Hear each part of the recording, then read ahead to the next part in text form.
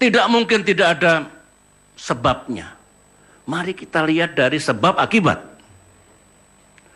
Pasti adalah yang diprotes, yang dituntut. Tidak mungkin tidak ada. Ribuan rakyat berkumpul hanya untuk happy-happy, untuk jalan-jalan. Sudah lama nggak lihat Jakarta misalnya begitu. Barangkali karena merasa yang diprotes itu dan tuntutannya itu tidak didengar. Nah, kalau sama sekali tidak didengar, diabaikan, sampai lebaran kuda masih akan ada unjuk rasa itu. Ini pengalaman saya. 10 tahun memimpin dan banyak juga unjuk rasa. 5 tahun jadi menteri, Menko Polhukam juga saya dulu. Banyak unjuk rasa. Mari kita bikin mudah urusan ini. Jangan dipersulit.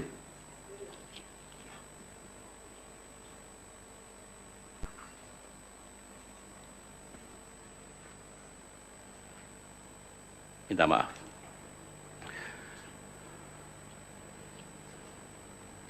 Sekali lagi, mari kita bikin mudah. Mari kita kembali ke kuliah manajemen dan metode pemecahan persoalan. Itu semester 1 yang kuliah di ilmu manajemen, ilmu kepemimpinan. Begini,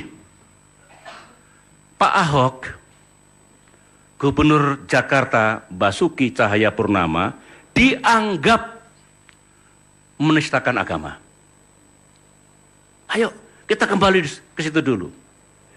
Penistaan agama itu secara hukum tidak boleh dan dilarang. Kembali ke sistem hukum kita, kembali ke KUHP kita. Di Indonesia sudah ada jurisprudensi, sudah ada preseden, sudah ada penegakan hukum di waktu yang lalu menyangkut urusan ini. Yang terbukti bersalah juga telah diberikan sanksi. Jadi, kalau ingin negara kita ini tidak terbakar oleh amarah para penuntut keadilan, jangan salah kutip, negara ini tidak terbakar oleh amarah para penuntut keadilan, Pak Ahok ya mesti diproses secara hukum. Jangan sampai beliau dianggap kebal hukum. Ingat, equality before the law. Itu adalah bagian dari nilai-nilai demokrasi. Negara kita negara hukum. Kalau beliau diproses, tidak perlu ada tudingan Pak Ahok tidak boleh disentuh. Bayangkan. Do not touch Pak Ahok. Bayangkan. Nah, setelah Pak Ahok diproses secara hukum, semua pihak menghormati. Ibaratnya jangan gaduh. Cegah tekanan dari manapun. Baik tekanan yang mengatakan, ini kepada penegak hukum ya, tekanan yang mengatakan, pokoknya Ahok harus bebas. Atau tekanan, pokoknya Agus ulangi. Pokoknya Gubernur Ahok harus dinyatakan bersalah. Tidak boleh, serahkan kepada penegak hukum. Apakah Pak Ahok tidak bersalah nantinya? Bebas. Atau Pak Ahok dinyatakan bersalah. Jangan ditekan, biarkan para penegak hukum kita bekerja. Begitu aturan mainnya, begitu etikanya. Nah, boleh rakyat mengikuti dan mengawasi proses penegakan hukum. Begitu. Berarti bola sekarang ada di penegak hukum. Bukan di jalan-jalan raya. Bukan di tangan Pak Jokowi.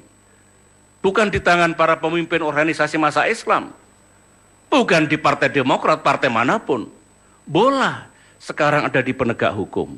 Jutaan mata rakyat Indonesia memandang, mengikuti, melalui media tradisional maupun melalui media sosial.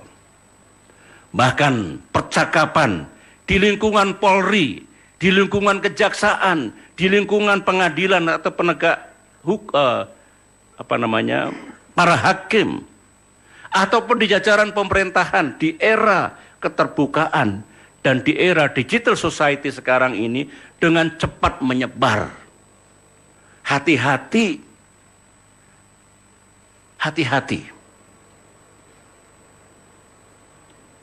Nah, harapan Partai Demokrat, saya kira harapan rakyat juga begitu, penegakan hukum haruslah fair, transparan, dan adil. Jangan direkayasa. Jika proses penegakan hukum berjalan benar, fair, transparan, dan adil, dan tidak direkayasa, rakyat harus menerima apapun hasilnya. Pak Ahok bisa terbukti bersalah, sebaliknya Pak Ahok bisa juga terbukti tidak bersalah. Dengarkan kesaksian pihak-pihak yang patut memberikan saksi. Saksi ahli, siapapun, silahkan. Ayo kita mendidik diri kita semua dengan menghormati proses penegakan hukum. Hukum sebagai panglima, dengan catatan para penegak hukum amanah, menjalankan tugasnya dengan benar, tanpa tekanan dari siapapun. Harus kita terima apapun hasilnya.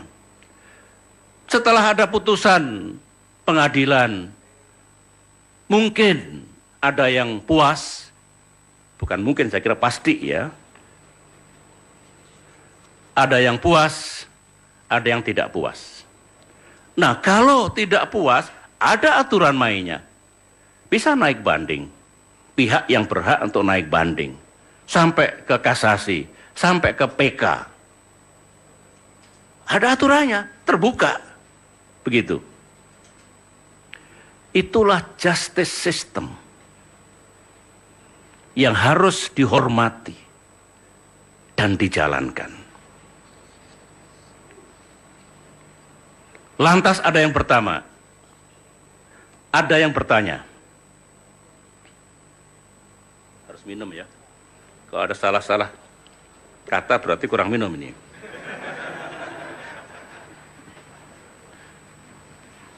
Inilah rekan-rekan wartawan, kalau di rumah sendiri agak bebas bicara ini.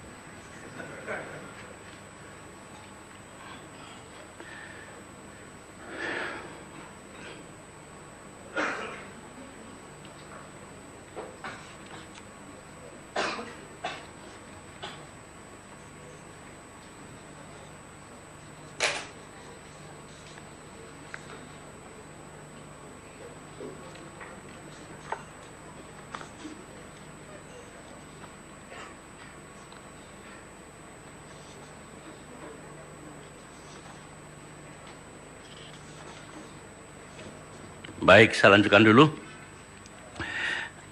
Ya, mungkin ada yang berkomentar begini. Nah, kalau begini berarti ada motif politiknya dong. Wong Pak Ahok ini sedang jadi calon gubernur, kok tiba-tiba harus dilakukan proses hukum. Berarti ada politiknya, berarti tidak fair, berarti mengganggu beliau untuk menjalankan tugas sebagai calon gubernur. Bukan sebagai gubernur.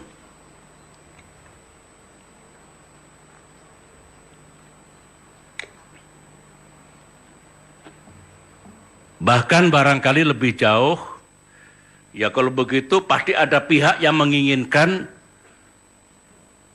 Pak Ahok tidak terpilih lagi jadi gubernur.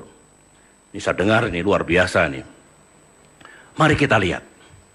Negara ini negara kita sendiri, bangsa ini bangsa sendiri, Jakarta ini Jakarta milik kita semua yang di Jakarta. Mari kita lihat dengan pikiran jernih.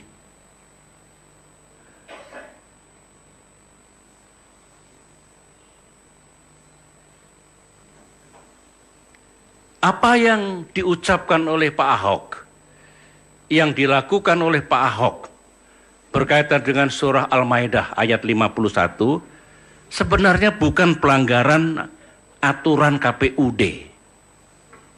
Bukan termasuk aturan kampanye ansih.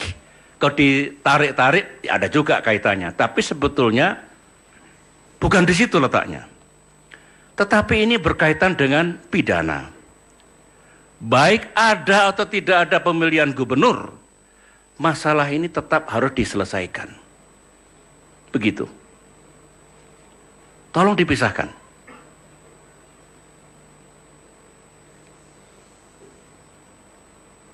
Dan kalau ada proses penegakan hukum, menurut pandangan saya, Pak Ahok tidak kehilangan statusnya untuk juga menjalankan kampanye menghadapi pemilihan gubernur DKI Jakarta yang insya Allah pemungutan suaranya akan dilaksanakan pada tanggal 15 Februari tahun 2017 mendatang. Saya pribadi, Partai Demokrat, berpendapat, tolong rekan-rekan wartawan, jangan dipenggal-penggal statement saya ini. Saya pribadi dan Partai Demokrat berpendapat pemilihan gubernur Jakarta mestinya tetap diikuti oleh 3 pasangan calon. Pak Ahok dengan Pak Jarot. Ya, kalau kita balik dari nomor urutnya, Pak Agus dengan Ibu Silvi, Pak Ahok dengan Pak Jarot, Pak Anies dengan Pak Sandi, 3 pasangan calon itu harus tetap diberikan kesempatan yang sama katakanlah untuk mengikuti kampanye ini. Biar ketiganya berkompetisi secara fair dan demokratis. Nanti rakyat Jakarta yang akan menentukan siapa yang menurut mereka paling tepat memimpin Jakarta 5 tahun mendatang. Hak rakyat, kedaulatan rakyat. Kami berpendapat tetap saja 3 calon.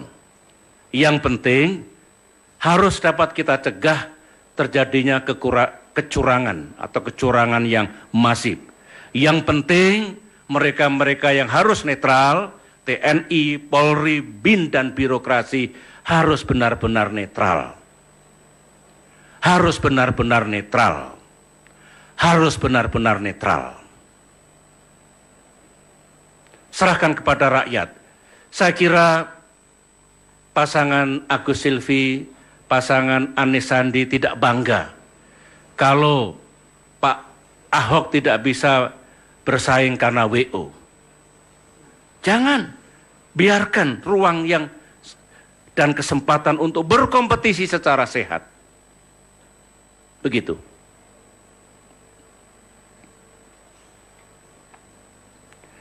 Saudara-saudara, itulah pandangan dan usulan sederhana dan tulus dari Partai Demokrat.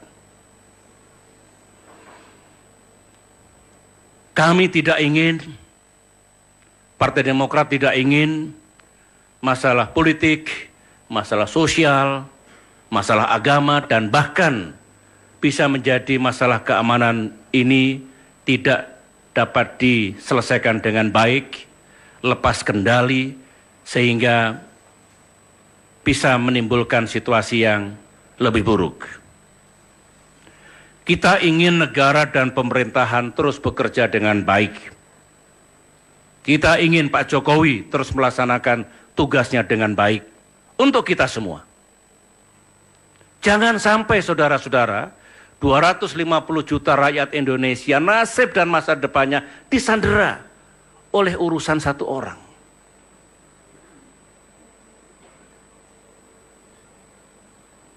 Saya kira tidak benar kehidupan bernegara ini. Macet. Karena urusan satu orang yang tidak bisa kita selesaikan secara benar, tepat, dan bijak. Para wartawan yang saya cintai, sekarang bagian kedua pada kesempatan yang baik ini saya ingin menyampaikan isu-isu lain. Isu-isu ini mungkin sebulan terakhir ini atau 1-2 bulan terakhir ini diterpakan kepada saya, SBY.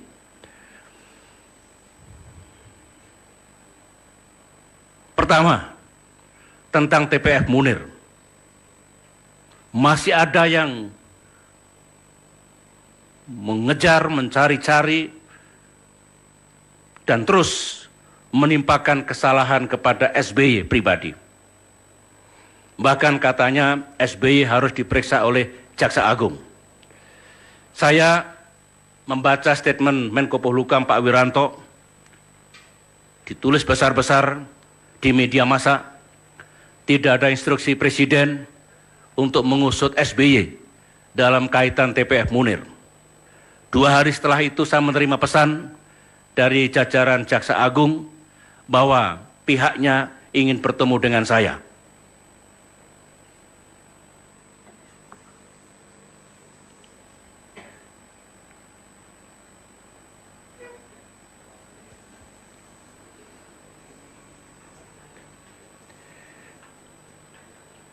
Begini mudahnya, ini nggak salah negara kalau saya justru dijadikan tersangka pembunuhan Munir.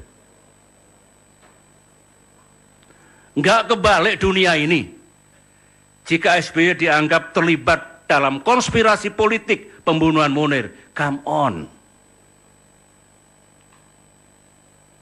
Ayo, gunakan akal sehat.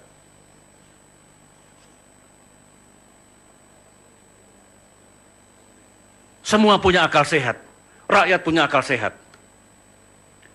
Penegakan hukum menyangkut kasus meninggalnya almarhum Munir, aktivis HAM Indonesia, di era pemerintahan yang saya pimpin, utamanya yang dilaksanakan oleh para penegak hukum, sudah saya jelaskan terang benderang.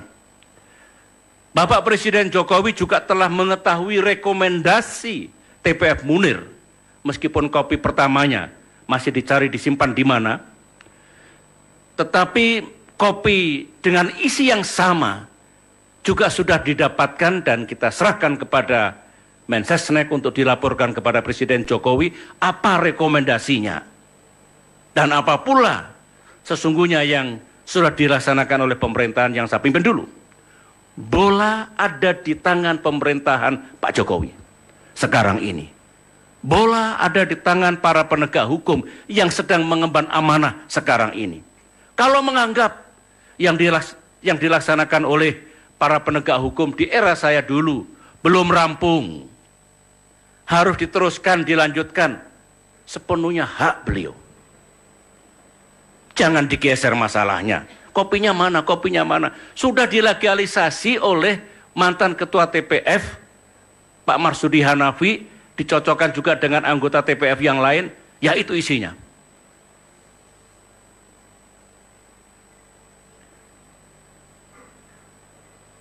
Masih bergulir, masih digoreng.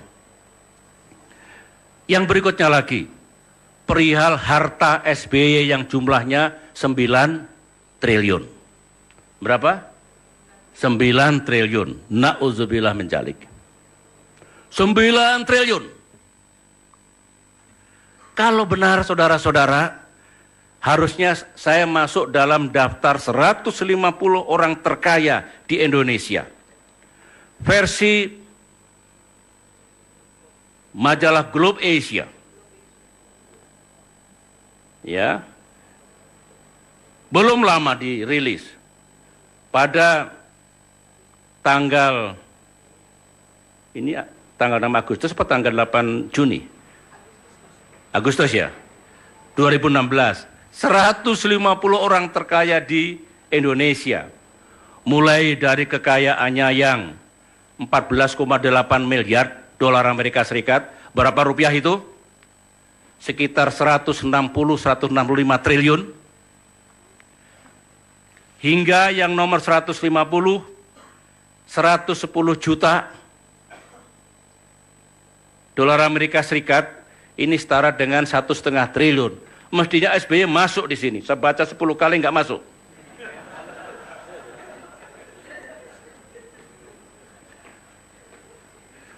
Ada yang ketawa, ada yang tidak ketawa.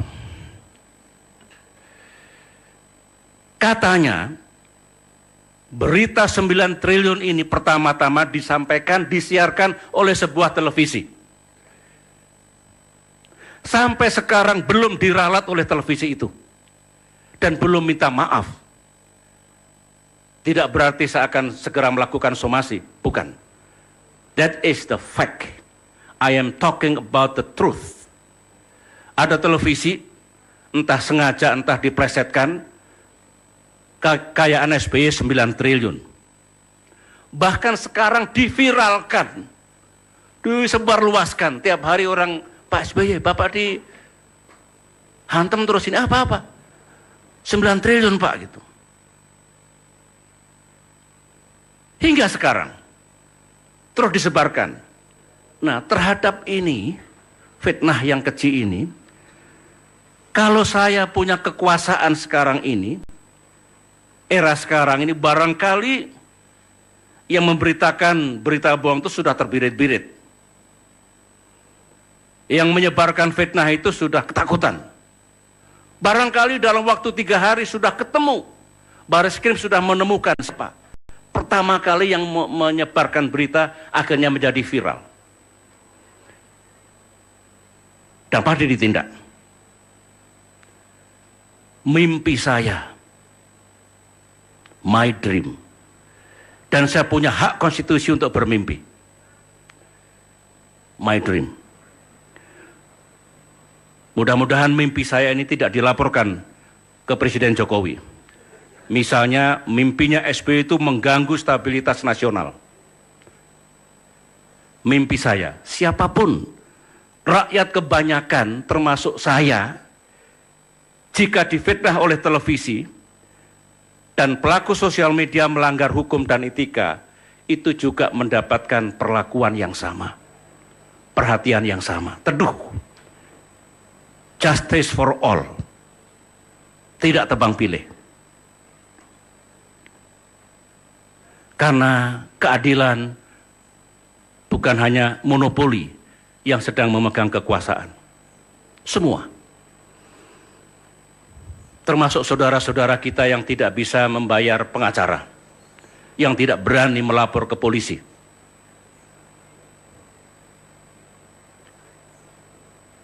Dari harta 9 triliun, masuk lagi sekarang rumah yang diberikan oleh negara kepada SBY.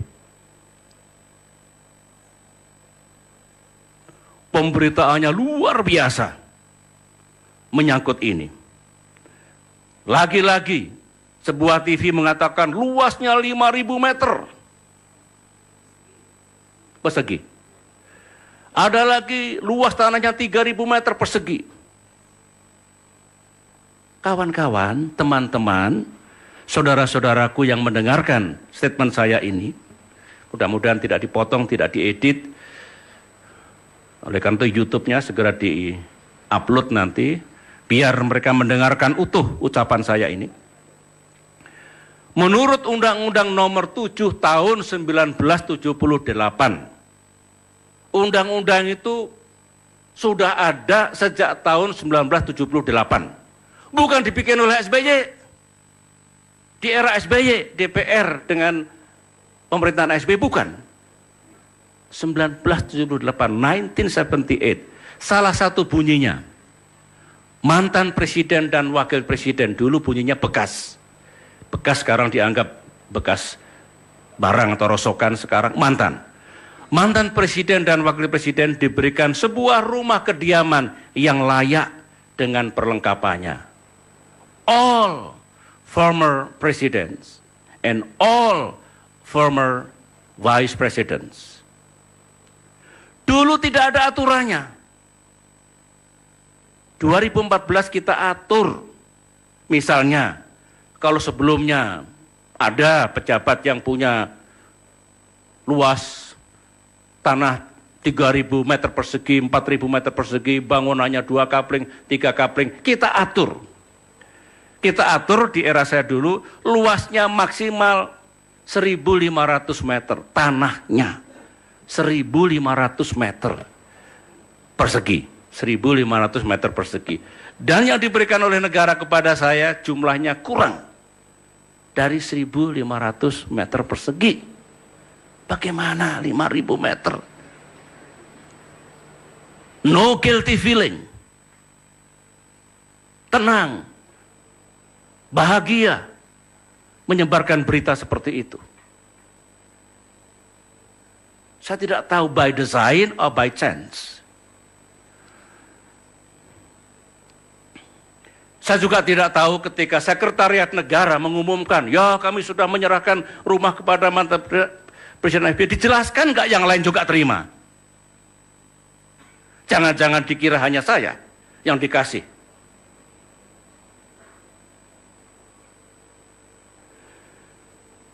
Teman-teman, saya hari ini bicara belak-belakan. Karena saya tidak ingin ada dusta di antara kita. Negeri ini negeri kita semua. Kita ingin makin ke depan makin baik. Kita ingin pemerintahan Pak Jokowi juga sukses. Untuk kita semua. Tapi janganlah melakukan langkah-langkah yang tidak adil, yang mencederai harkat martabat dan harga diri orang seorang. Janganlah mengorbankan orang-orang untuk mencapai kekuasaan dan tujuan politik. Sebagai penutup, itulah pandangan dan saran kami Partai Demokrat kepada pemerintah dan penegak hukum, serta himbauan kepada masyarakat luas yang barangkali akan menggunakan haknya untuk melakukan unjuk rasa pada tanggal 4 November. Damailah, tertiblah, jangan langgar aturanlah, dan kemudian juga jangan merusak.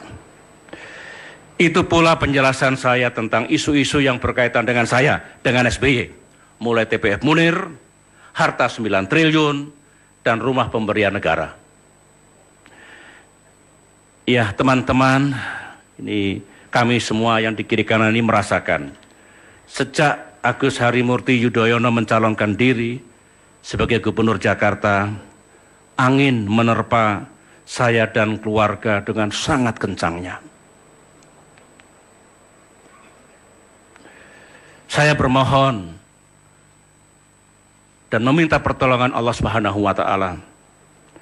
Semoga Agus Harimurti Yudhoyono yang menggunakan hak konstitusionalnya untuk ikut berkompetisi dalam pemilihan Gubernur Jakarta tidak dianggap sebagai ancaman terhadap keamanan nasional. Saya juga mohon doa restu rakyat agar saya kuat menghadapi badai politik ini. Terima kasih rekan-rekan, saya tidak membuka Q&A supaya tidak bias dan saya kira cukup jelas apa yang saya sampaikan pada kesempatan hari ini. Terima kasih, semoga rekan-rekan wartawan selalu dibimbing oleh Tuhan Yang Maha Kuasa, sukses dalam menjalankan tugas yang tidak ringan. Wartawan juga mengemban tugas suci, tugas mulia untuk demokrasi kita, untuk masa depan negara kita. Wassalamualaikum warahmatullahi wabarakatuh.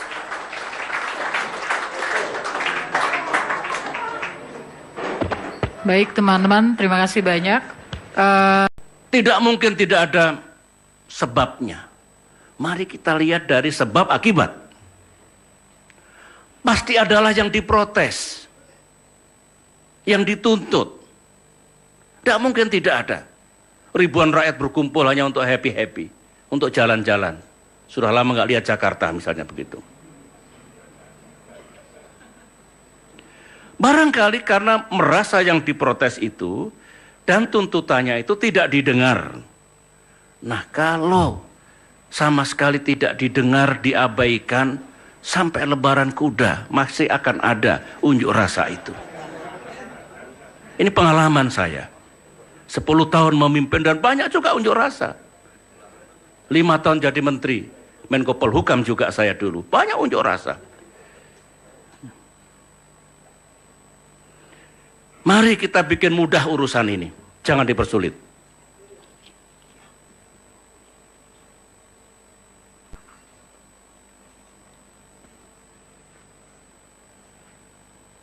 Minta maaf.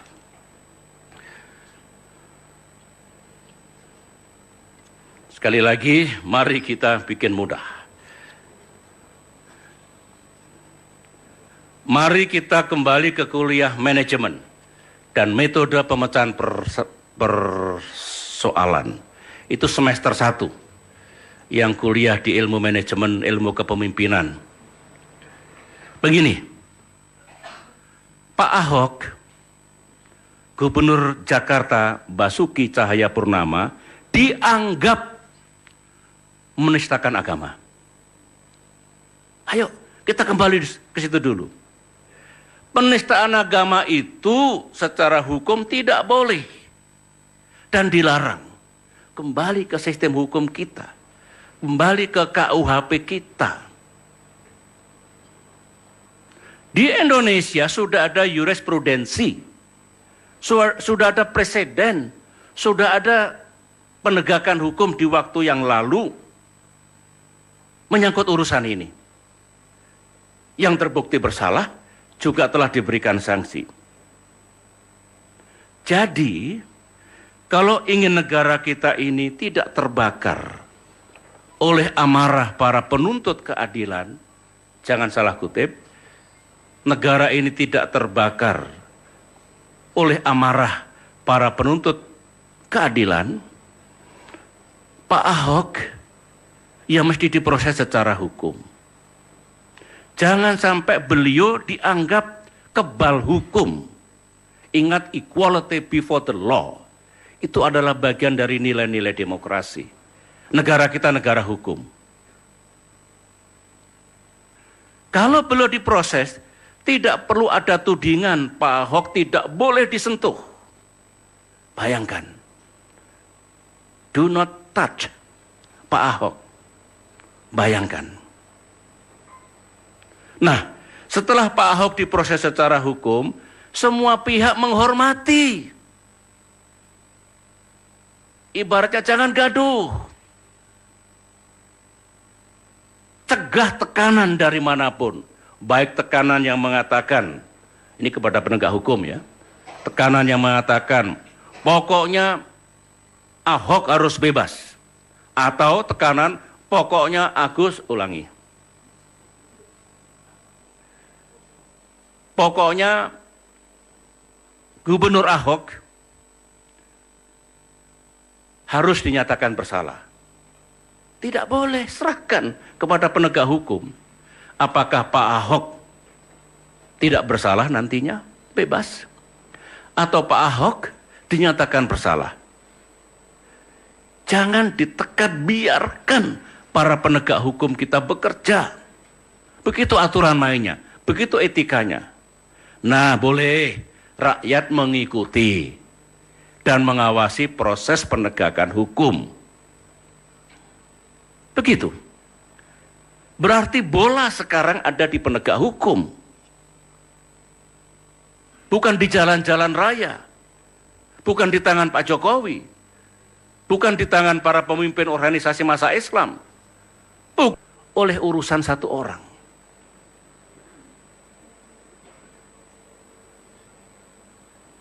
Saya kira tidak benar kehidupan bernegara ini. Macet. Karena urusan satu orang yang tidak bisa kita selesaikan secara benar, tepat, dan bijak. Para wartawan yang saya cintai, sekarang bagian kedua pada kesempatan yang baik ini saya ingin menyampaikan isu-isu lain.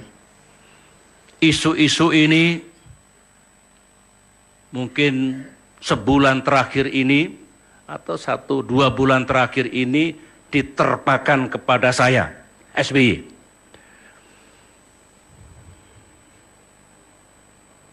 Pertama, tentang TPF Munir. Masih ada yang mengejar, mencari-cari, dan terus menimpakan kesalahan kepada SBY pribadi. Bahkan katanya SBY harus diperiksa oleh Jaksa Agung.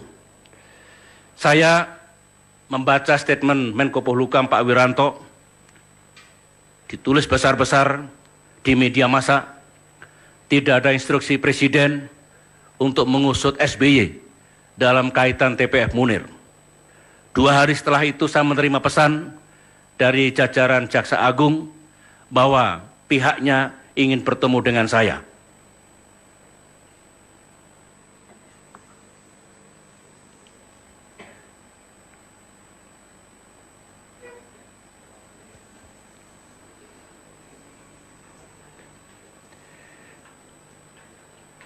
Begini mudahnya, ini nggak salah negara kalau saya justru dijadikan tersangka pembunuhan Munir. Nggak kebalik dunia ini jika SBY dianggap terlibat dalam konspirasi politik pembunuhan Munir. Come on. Ayo, gunakan akal sehat.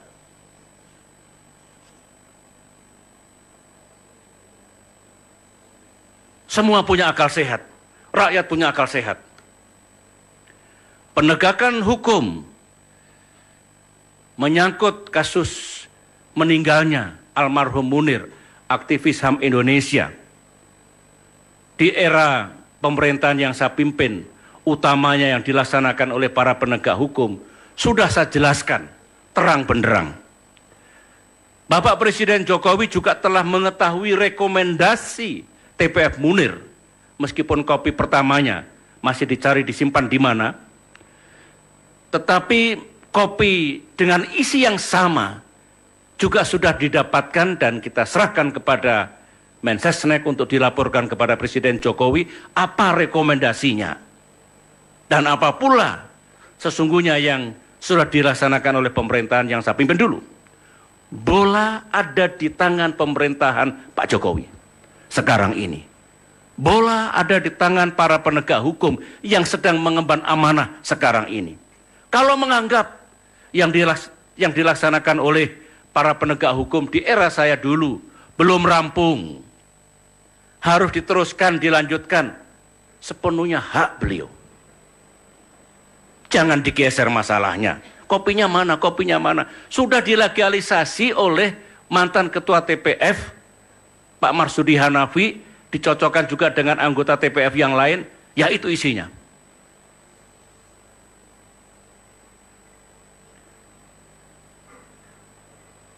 Masih bergulir, masih digoreng.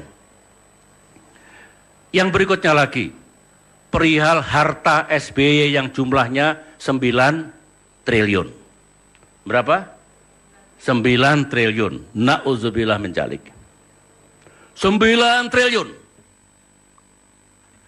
Kalau benar saudara-saudara, harusnya saya masuk dalam daftar 150 orang terkaya di Indonesia.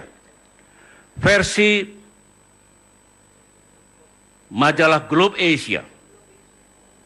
Bukan di Partai Demokrat, partai manapun. Bola sekarang ada di penegak hukum. Jutaan mata rakyat Indonesia memandang, mengikuti melalui media tradisional maupun melalui media sosial.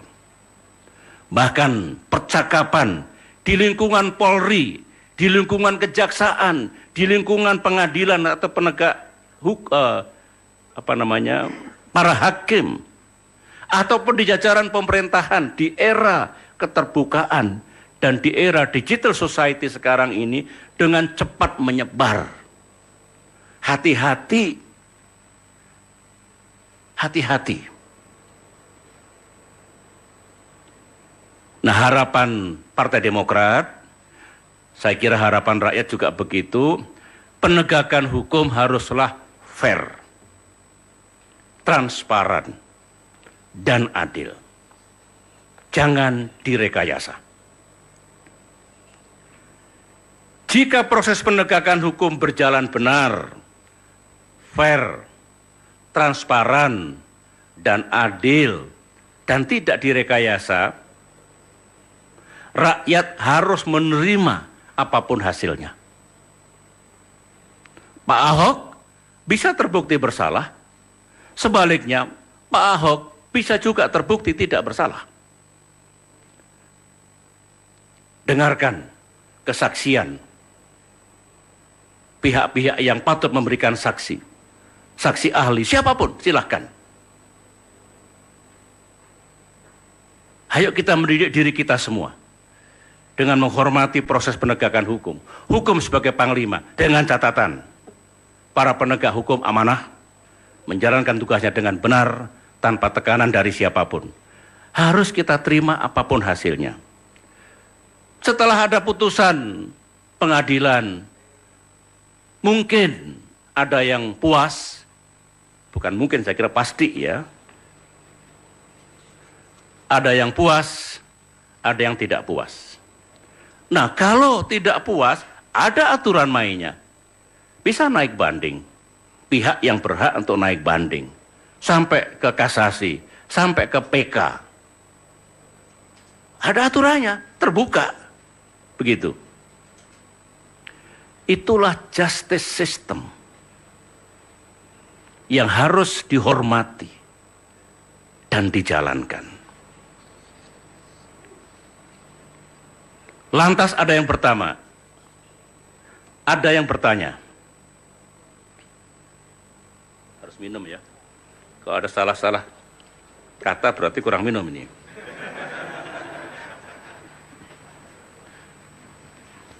Inilah rekan-rekan wartawan, kalau di rumah sendiri agak bebas bicara ini.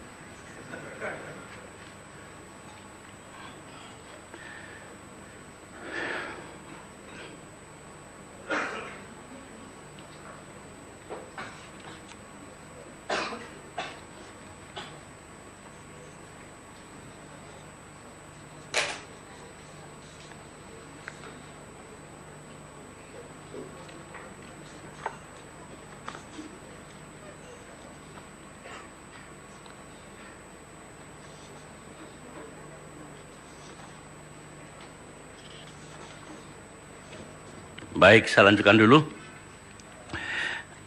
Ya, mungkin ada yang berkomentar begini. Nah, kalau begini berarti ada motif politiknya dong. Wong Pak Ahok ini sedang jadi calon gubernur, kok tiba-tiba harus dilakukan proses hukum. Berarti ada politiknya, berarti tidak fair, berarti mengganggu beliau untuk menjalankan tugas sebagai calon gubernur. Bukan sebagai gubernur.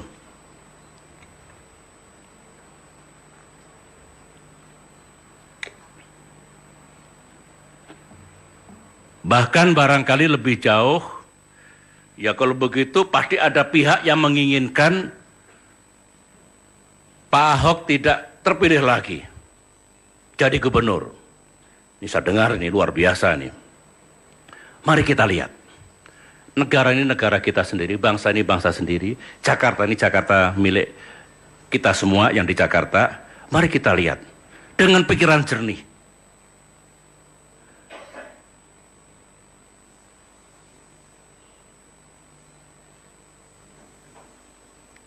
Apa yang diucapkan oleh Pak Ahok, yang dilakukan oleh Pak Ahok berkaitan dengan surah Al-Maidah ayat 51, sebenarnya bukan pelanggaran aturan KPUD. Bukan termasuk aturan kampanye ansih. Kalau ditarik-tarik, ada juga kaitannya. Tapi sebetulnya bukan di situ letaknya. Tetapi ini berkaitan dengan pidana. Baik ada atau tidak ada pemilihan gubernur, masalah ini tetap harus diselesaikan. Begitu.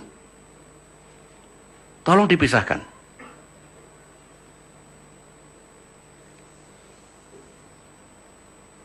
Dan kalau ada proses penegakan hukum, menurut pandangan saya, Pak Ahok tidak kehilangan statusnya untuk juga menjalankan kampanye menghadapi pemilihan gubernur DKI Jakarta yang insya Allah pemungutan suaranya akan dilaksanakan pada tanggal 15 Februari tahun 2017 mendatang.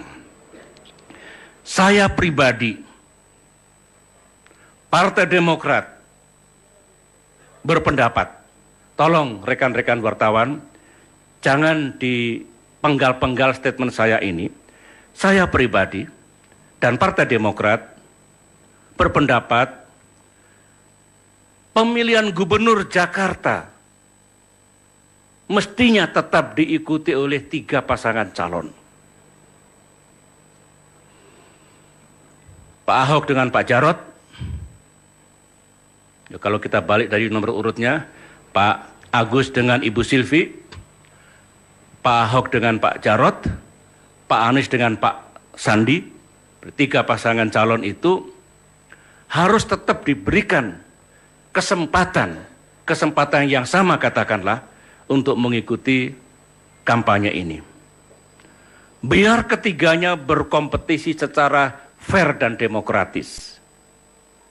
Nanti rakyat Jakarta yang akan menentukan siapa yang menurut mereka paling tepat memimpin Jakarta 5 tahun mendatang. Hak rakyat, kedaulatan rakyat. Kami berpendapat tetap saja 3 calon. Yang penting harus dapat kita cegah terjadinya kecurangan atau kecurangan yang masif. Yang penting mereka-mereka yang harus netral, TNI, Polri, BIN dan birokrasi harus benar-benar netral. Harus benar-benar netral. Harus benar-benar netral. Serahkan kepada rakyat. Saya kira pasangan Agus Silvi, pasangan Anies Sandi tidak bangga kalau Pak Ahok tidak bisa bersaing karena WO. Jangan, biarkan ruang dan kesempatan untuk berkompetisi secara sehat. Begitu.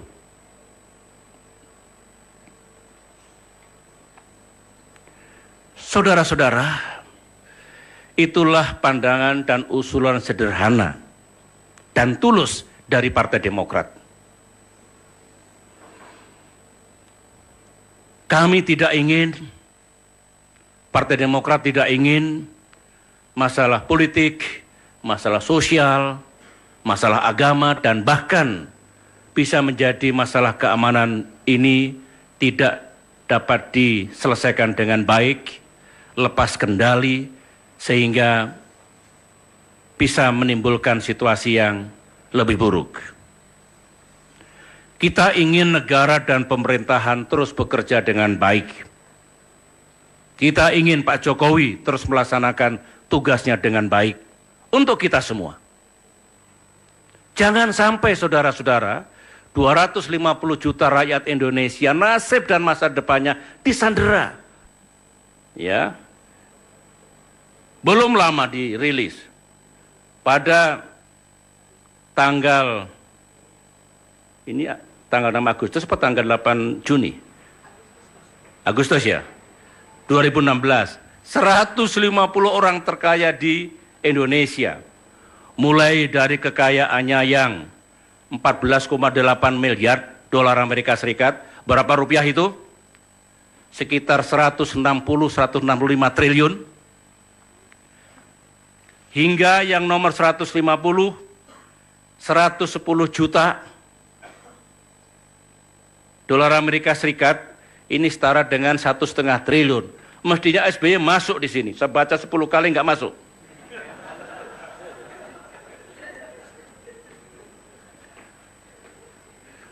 Ada yang ketawa, ada yang tidak ketawa.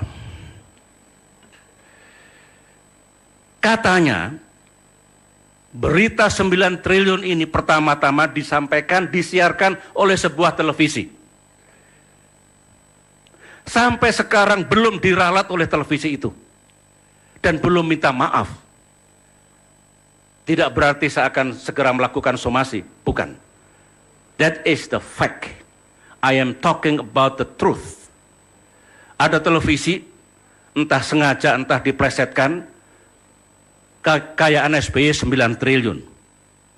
Bahkan sekarang diviralkan, disebarluaskan. Tiap hari orang, Pak SBY, Bapak Hantem terus ini apa-apa. 9 triliun Pak gitu.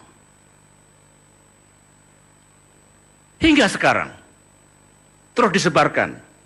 Nah, terhadap ini, fitnah yang keji ini, kalau saya punya kekuasaan sekarang ini, era sekarang ini barangkali yang memberitakan berita bohong itu sudah terbirit-birit.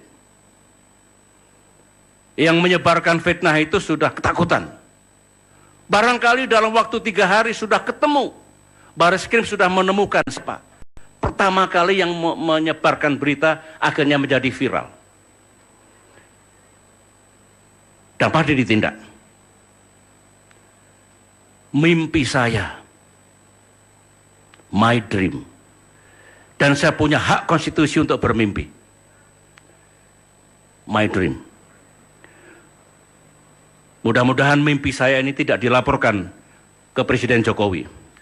Misalnya mimpinya SBY itu mengganggu stabilitas nasional. Mimpi saya, siapapun, rakyat kebanyakan termasuk saya, jika difitnah oleh televisi dan pelaku sosial media melanggar hukum dan etika, itu juga mendapatkan perlakuan yang sama, perhatian yang sama. Teduh. Justice for all. Tidak tebang pilih. Karena keadilan bukan hanya monopoli yang sedang memegang kekuasaan. Semua. Termasuk saudara-saudara kita yang tidak bisa membayar pengacara. Yang tidak berani melapor ke polisi.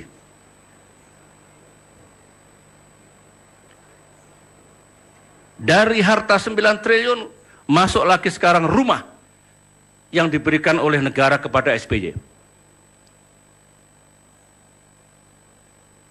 Pemberitaannya luar biasa menyangkut ini. Lagi-lagi sebuah TV mengatakan luasnya 5.000 meter persegi. Ada lagi luas tanahnya 3.000 meter persegi. Kawan-kawan, teman-teman, saudara-saudaraku yang mendengarkan statement saya ini, mudah-mudahan tidak dipotong, tidak diedit. Oleh karena itu YouTube-nya segera di-upload nanti, biar mereka mendengarkan utuh ucapan saya ini. Menurut Undang-Undang Nomor 7 Tahun 1978, Undang-Undang itu sudah ada sejak tahun 1978. Bukan dibikin oleh SBY. Di era SBY, DPR dengan pemerintahan SBY, bukan.